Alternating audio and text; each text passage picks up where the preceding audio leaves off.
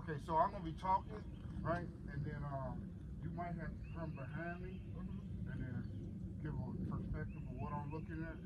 Okay. So it might be multiple videos, you know, whatever. All right, ready? Welcome back, my YouTube family. Hey, have you ever wondered why a house sits so high in the cut? I want. Welcome back, my YouTube family. Hey, have you ever wondered why a house sits higher than other houses, or you see one house real low on one side and real high down? As far as where we at, this one steps down and steps down. Each step is 8 inches. So if you look here, the height of a block is 8 inches. So we step our footers down 8 inches. So when you take the block, it's continuous. So even though you might have 2 courses or 3 courses of block, when it finally gets to another step, then you're still at the same elevation. So I'm just going to take you and show you all of the different steps here, and then show you what I need to do as a builder to make sure that your house is at the right elevation, your front is at the right elevation, your garage is at the right elevation, and then your girders, which this is going to be a drop-down girder build. We make 2x10 girders, 3-ply, and it goes down 9 1/4, which will sit on top of, and I'll show you the piers. And all of that stuff got to equate so it makes sense, right? So each course of block, you're looking at a nice amount of money. It can range between $3,000 all the way up to $5,000, depending on what you're using. This one will be all brick facade or brick foundation, but it's really dependent upon, you know, the cost of labor, your area, region. Around here is about $4,000 for every course. So if I drop the ball and I put 2 extra courses of brick block on this house, then that's $8,000 extra. So it's my job to make sure that the homeowner is getting the best value, but also making sure that they don't have a crawl space that they really have to low crawl in, and just to make sure that their steps work, their grade work, the rain, the storm, all that stuff works. And so that's the reason why you might see a house higher, because the lower spot on the other side of the house is the lowest it possibly can get. Now, that's based upon how good of a builder you are. I've seen the lowest spots of houses actually be up 4 or 5 feet, and that's just a waste of money. So I work, delete all that shit. Delete it all. Let me put on my mic. Delete. Could you grab the mic after? You grab both of them? Oh yeah, okay. Let's do it. Just change like this. You got a pocket. Alright, I'll grab this. Grab that. I grab that. Well, you take that. Put it on too far. We in full production, baby. We in full production right now. You feel me? Huh? Huh?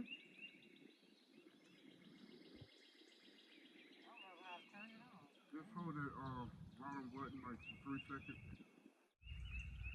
Is this thing on? Is this thing on? I told you, you got pretty shoes.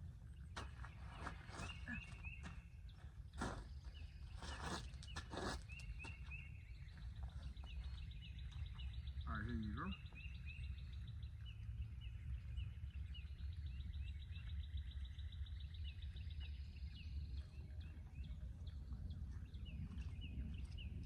Then when you're ready. Welcome back, my YouTube family. Hey, have you ever wondered why a house sits so high in the air, or what? To step down. And so this one got a lot of steps. Like you step down like this, a double step. Step down, step down, step down, step down, step down, step down, step down. It's about time that corner, to get that corner all the way up to be level to here. I mean, you're looking at 10 feet. 10 feet? Yeah. You're looking at 10. How tall is the house? Huh? How tall is the house? As tall as it needs to be.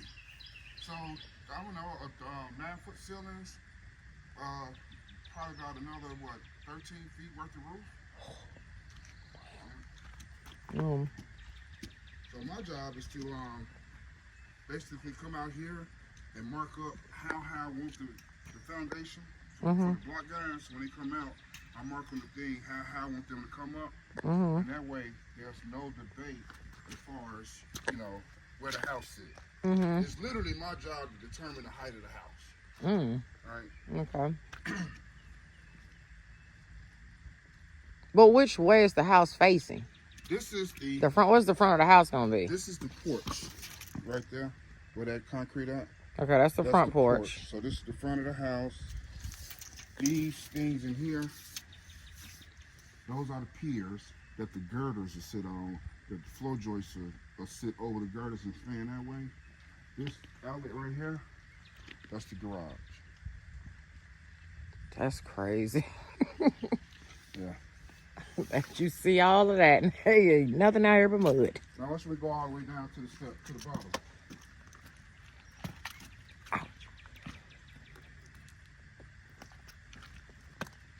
Ooh, ooh.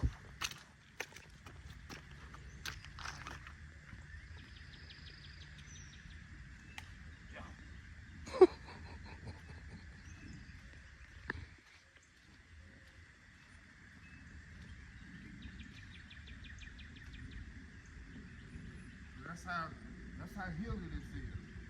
Yeah. So I gotta bring this bottom all the way up to like your hip. Ooh. Look at this.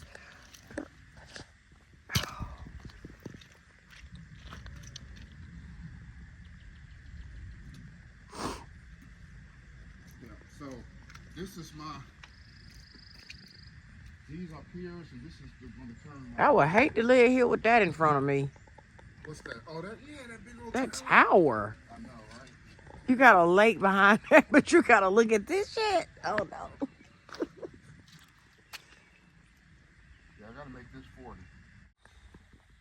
This is oh, this is a mess. Well, this is the front porch, you guys.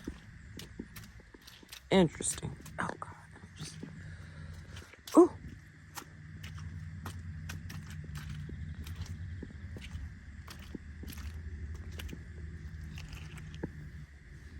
This is very interesting, though, that it looks like this now.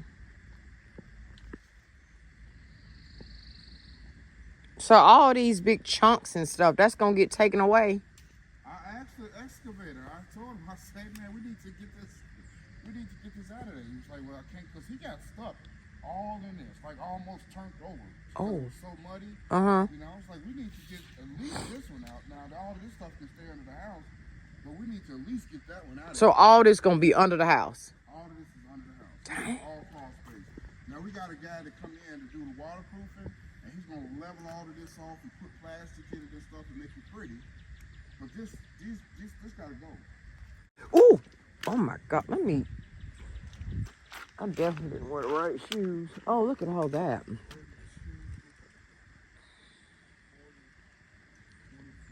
So this will be the front of their house. Oh wow! So their house will sit sideways to the lake. 16 right here. 24 right here. Yeah, I could do 24 right there. And then I'll have to cut the rest of this out. Okay, cool, I got it. Another thing I got to do is I got to calculate each step down, the length of that step. And Now what these steps go to? these are, what's that? When I say steps, I mean, we had to step down as we did, right? So right here is level, right? This, all of this, everything is level. The footer is level, right? Mm-hmm. But this is level, right? And then we keep that level going, you see we be in the air. Okay, I got. So Oh, okay. Step down to keep it level. Step down to keep it level. So when you put the block on, this block, when you add that block, it'll be level to this. And so you keep adding the blocks. Each step is 8 inches, and then we might do, 2 steps, 16 inches. But over here is 24. I just love how it look out here. How it's so mountainy and hilly.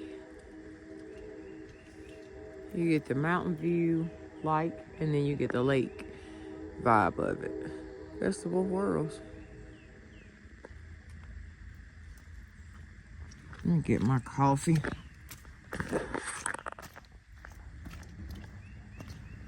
Oh.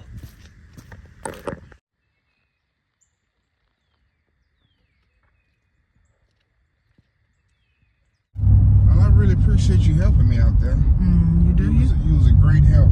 You're a natural. A natural what? Helper?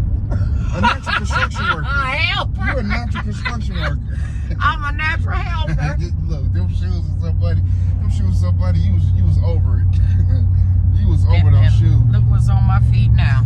I'm over that too. And then you gonna invite me out to eat looking like this. Yeah, we're gonna get washed up. Then go eat. But yeah, that's what so when we start a project, like when I start a project, like I need that week. I need that whole week to dial in to make sure that it starts right. You know, and if I don't have that week of like if I'm overwhelmed or doing a whole bunch of stuff all at one time, I don't have the time to go out and do what I'm supposed to do. And so then this is not me, because I've been pretty successful at it, but you know, other builders or just people in general, if they don't have that focus side, you know what I'm saying, and hone it in and really get it down, then it's just a bad build from foundation.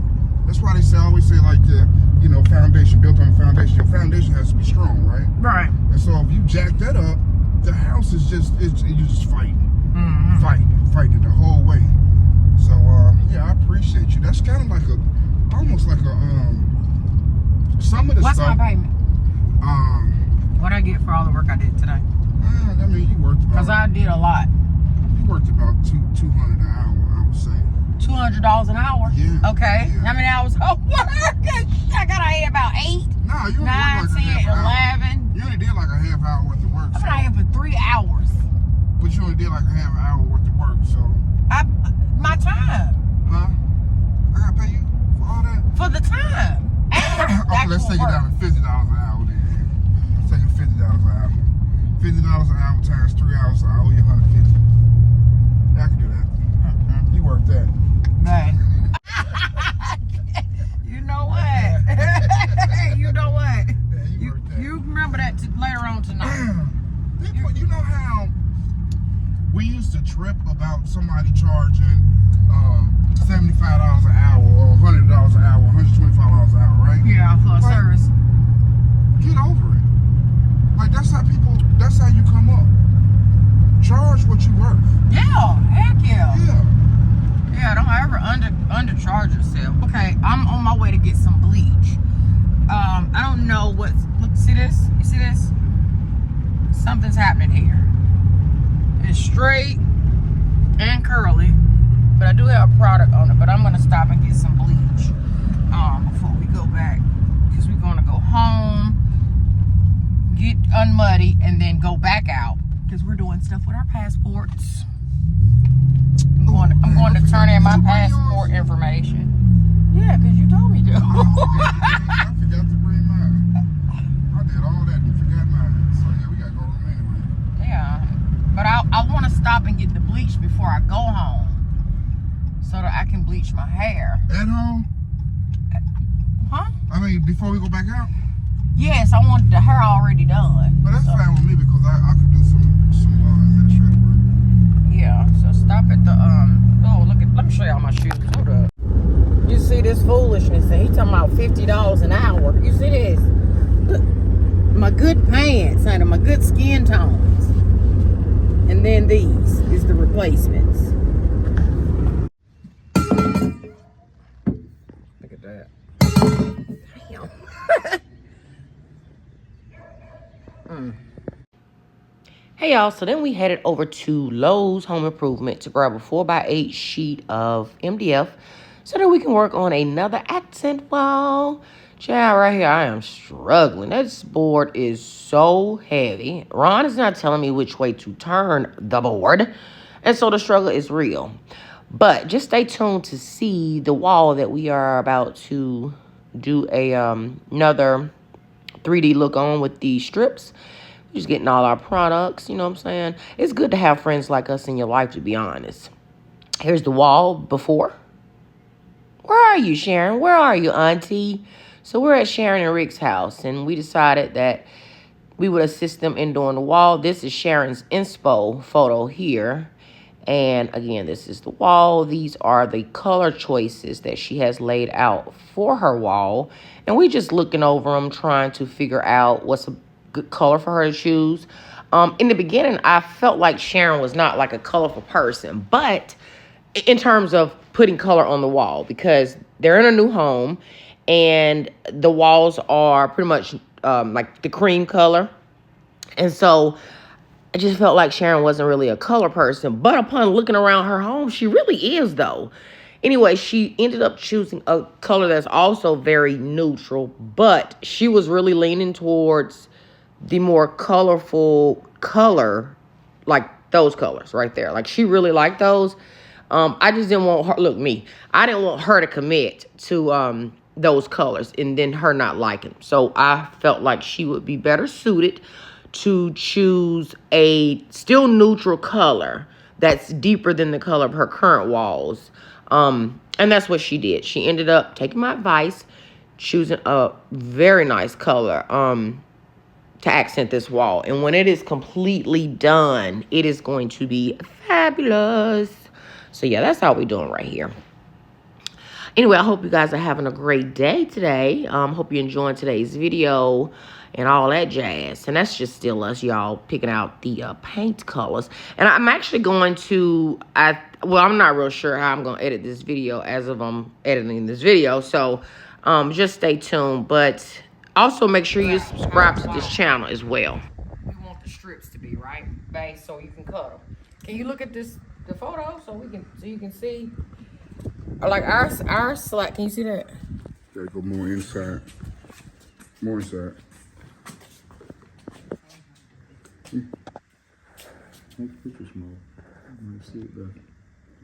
See that? So we want wider slats this way. Now the design, this is her inspo pick. She said we can freestyle it, but she wants some of these elements in here, babe. So we have to try to follow this pattern, but I want thicker slats. So how thick you want them? Like 2 inches. So what's that? Yeah, I want 2 inches. So about 2 inches? Yes. Okay, so 2 inch slats. Yes. All right, we only got one piece of MDF. Right. Okay, so, all right, cool.